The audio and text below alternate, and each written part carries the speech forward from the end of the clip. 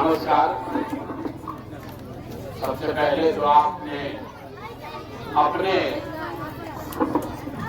कामकाज से समय निकाल के गांव के इस प्रांगण में आप आए हैं, मुझे मेरी बात कहने का अवसर दे रहे हैं, इसके लिए आपका धन्यवाद करते हैं, हृदय से आपका आभार व्यक्त करते हैं। देखिए, मेरा नाम प्रशांत किशोर है और हम नेता नहीं हैं, हमने कोई दल नहीं बनाया है और आपसे वोट मांगने भी नहीं आए। हम तो 1 साल से पैदल चल रहे हैं, गांव गांव सुबह से लेकर शाम तक पैदल चलते हैं, जहां शाम होता है वहीं रुकते हैं, फिर आगे वहीं से चलना शुरू करेंगे। लोग बात पूछ रहा है, आप भी सोचते होंगे भाई ये पैदल क्यों चल रहे हैं। हमारे पैदल चलने से आपका तो कोई भला नहीं होने वाला है।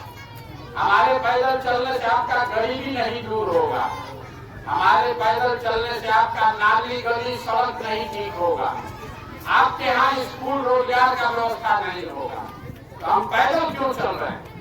पैदल इसलिए चल रहे हैं कि जिस समाज के लोगों की जिंदगी को बेहतर करना चाहते हैं, कम से कम एक बार जाकर अपनी आंख से देखें कि आपका कष्ट क्या है, आप रहते कैसे, आपके बच्चे कैसे विद्यालय में पढ़ते हैं, आपके घर में कोई बीमार होता है तो किस अस्पताल में आप जाते हैं, आपके खेत में पानी पहुंचता है कि नहीं, आप जो फसल उगाते हैं उसका दाम मिलता है कि नहीं, आपके गलियों का, आपके नालियों की क्या दशा है, ये अपने आंख से देखने चले हैं, समझने चले हैं। हम आज आए हैं आपके गांव में, तो हमको आप बता रहे हैं कि यहाँ पर क्या क्या समस्या है, लेकिन आप तो यहीं रहते हैं। यहाँ जितने लोग आप आए हैं, कौन ऐसा आदमी है जिसको पता नहीं है कि आपकी तकलीफ क्या है?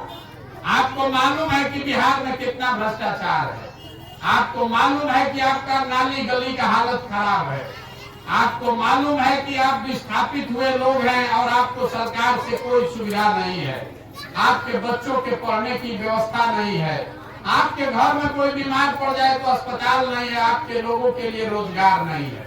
ये बात तो सब आपको पता है, सबको पता है, फिर भी सुधर क्यों नहीं रहा है?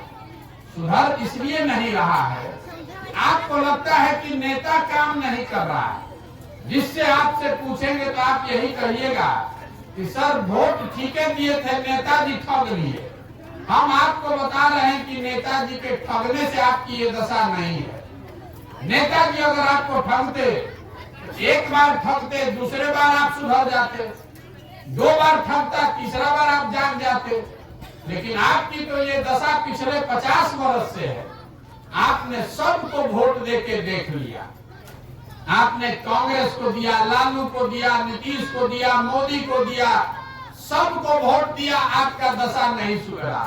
अब अगर हमको वोट दीजिएगा तब भी नहीं सुधरेगा। जैसे सब ठगा है वैसे हम भी ठगेंगे।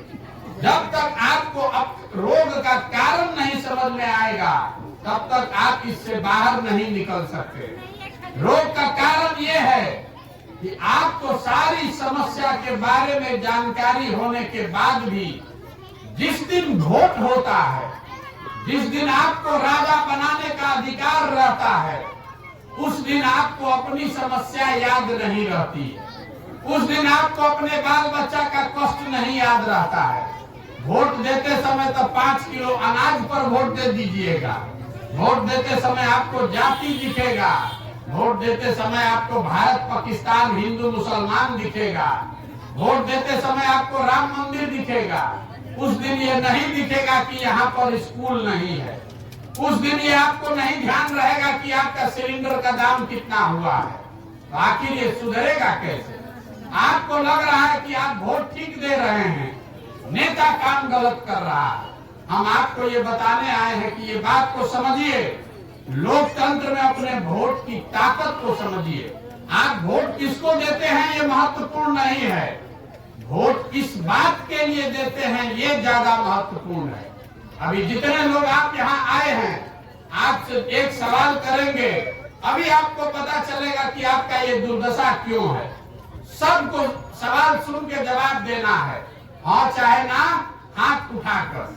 यहाँ जितने आप लोग आए हैं, आपका अनुभव हमसे ज्यादा है।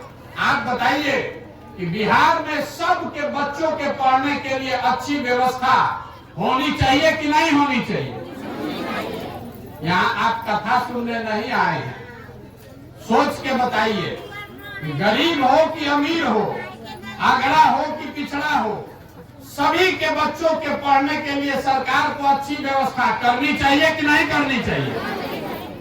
अभी आप कह रहे हैं कि पढ़ाई की अच्छी व्यवस्था होनी चाहिए, आपने कहा है, हम नहीं कह रहे। आपको ये मालूम है, आप काहे कह रहे हैं कि पढ़ाई का व्यवस्था होना चाहिए? क्योंकि आप ये जानते हैं कि अगर आपके बाल बच्चे थोड़ा बहुत भी पढ़ लेंगे तो उनका जीवन उससे सुधर सकता है। तो जरा अब आप लोग अपने अपने बच्चों के नाम पर सब लोग अपना अपना बच्चा का चेहरा याद कर लीजिए और ईमानदारी से बताइए, आपने अपने जिंदगी में कभी बच्चों के पढ़ाई के लिए वोट दिया है? जो दिया है तो हाथ उठाइए। तो जब पढ़ाई के लिए वोटे नहीं दिए हैं तो पढ़ाई मिलेगा कैसे? आपको लग रहा है कि आप वोट दे रहे हैं और नेता काम नहीं कर रहा है। हम आपको बता रहे हैं कि नहीं, जिस चीज के लिए आपने वोट दिया है वो काम थोड़ा कम या ज्यादा हो रहा है। यहाँ से घर घर से 5 किलो अनाज के नाम पर भाजपा को, मोदी जी को वोट पड़ा है। तो बिहार में कितना भी चोरी भ्रष्टाचार है, 1 किलो चोरी करके 4 किलो अनाज आपको मिल रहा है कि नहीं मिल रहा है? आपने सब लोगों ने घर घर बिजली आई है, इसके लिए नीतीश कुमार को वोट दिया है। तो बिजली का बिल 1000 आए कि 5000, इसी बिहार में घर घर बिजली आया है कि नहीं आया? आपने, हमने, सबने जाति के नाम पर वोट दिया है। तो आपका दुर्दशा कुछ भी हो, जिस जात के नेता को आपने जिताया है वो और उसका लड़का हेलीकॉप्टर पर घूम रहा है कि नहीं घूम रहा? आपने वोट दिया है राम मंदिर बनाने के लिए। तो आपके गांव देहात में फैक्ट्री लगे चाहे नहीं, अस्पताल स्कूल बने चाहे नहीं, अयोध्या में राम मंदिर बन रहा है कि नहीं बन रहा है? आपने वोट दिया मोदी जी का चेहरा देख के, तो और कुछ देखने को मिले चाहे नहीं, सुबह शाम मोदी जी का चमकता हुआ चेहरा टीवी पर देखने को मिल रहा है कि नहीं मिल रहा? आपने वोट दिया गुजरात में विकास का कहानी सुन के, तो गुजरात में विकास हो रहा है, फैक्ट्री चल रहा है, और आपके घर के बच्चे गुजरात में जाकर मजदूरी कर रहे हैं कि नहीं कर रहे हैं?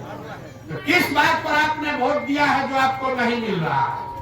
आपने अपने बच्चों के पढ़ाई के लिए वोट नहीं दिया, आपने यहाँ फैक्ट्री लगे, रोजगार आए, इसके लिए वोट नहीं दिया। तो जिस चीज के लिए वोटे नहीं दिए हैं तो मिलेगा कैसे? यही बताने आए हैं। वोट जिसको देना है दीजिए, हमको आपका वोट नहीं चाहिए। हम अपना खर्चा, अपना पैसा लगाकर, अपना शरीर गलाकर आपके पास इसलिए आए हैं, घर घर जाकर हाथ जोड़ रहे हैं कि अगर आप अपना नहीं तो कम से कम अपने बच्चों का चेहरा देखिए। नहीं तो जिस गरीबी बदहाली में आपका जिंदगी बीता है, आपके बच्चों का भी जिंदगी उसी गरीबी बदहाली में बीतेगा। अगर आप अपने बच्चे का चिंता नहीं कीजिएगा तो कोई नेता, कोई दल आपके बच्चे का चिंता क्यों करेगा? हम 10 महीना से पैदल चल रहे हैं, जिस गांव में जाते हैं